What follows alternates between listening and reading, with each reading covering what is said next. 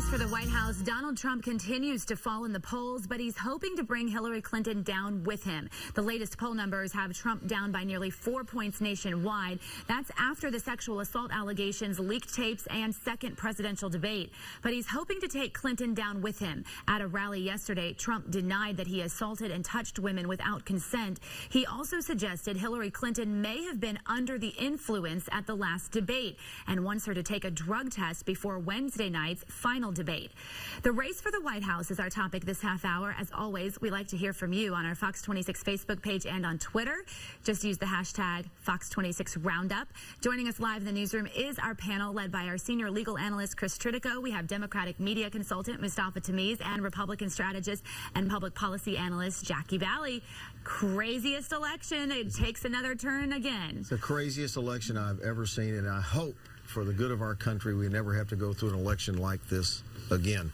You know, Jackie, in the earlier segment you were talking about the Washington Post poll. I pulled up Real Clear Politics, and this today Real Clear Politics average has Clinton up 5.5. The only poll in the country that has Trump up is the LA Times, which has Trump up by 1. Everyone else has Clinton up by either 10 down to 4.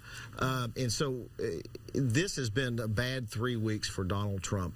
And watching him, I think that he is handling all of these issues exactly backwards. Well, Fox News is usually my go-to resource, and they're the ones who are saying that he is up 3 to 4%.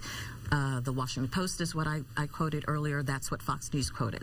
So the point is, every poll has them all over the place, and it's based on whatever new scandal comes up on both sides. We have the WikiLeaks group. They're saying they're going to release another set of emails. We're going to see exactly what that does.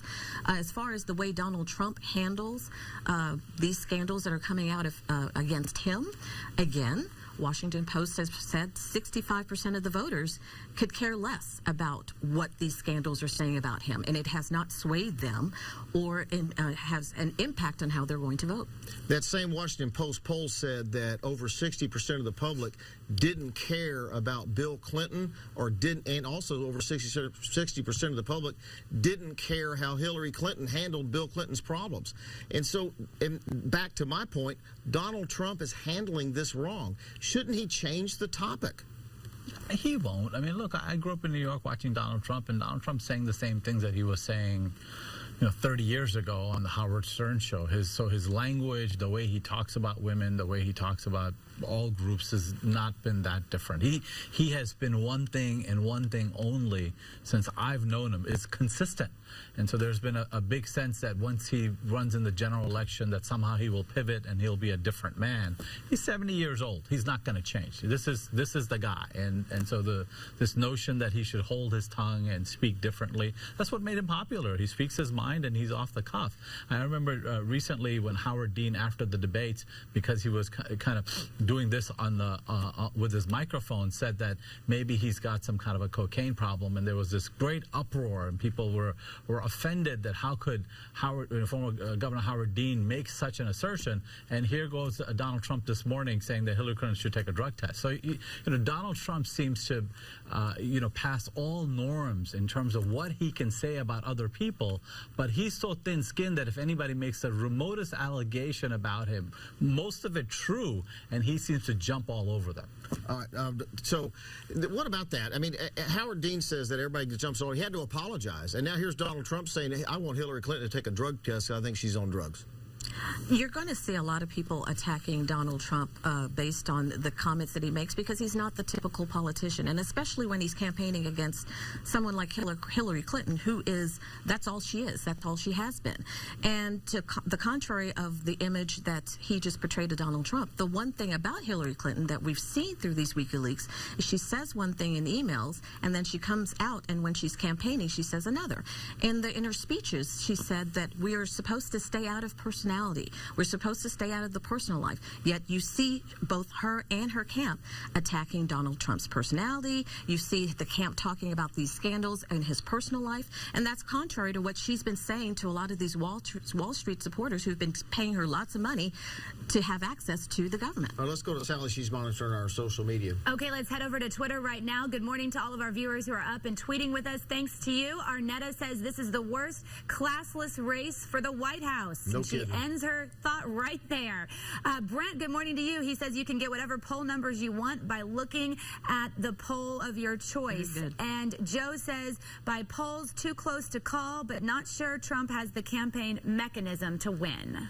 Well, I absolutely agree with that, because he has no campaign mechanism at all. And if he would put a campaign around him and listen to it, he might be different. One of the things that I've been monitoring is that Donald Trump is not doing what he needs to do to draw in whatever independents are left. He's staying steady with the core people he started with, and that's not going to win this election, is it?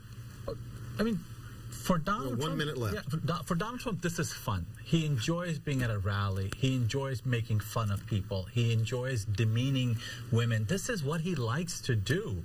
He doesn't take this very seriously. I hope this isn't fun for him. Hillary Clinton is very power hungry, and you've seen through these emails that what she's saying to these power brokers in Wall Street and she's saying to the general public are totally contradictory, and she will say or do whatever it takes to win this election. That's why her distrust numbers are higher than Donald Trump's, because Donald Trump pretty much says what he's thinking.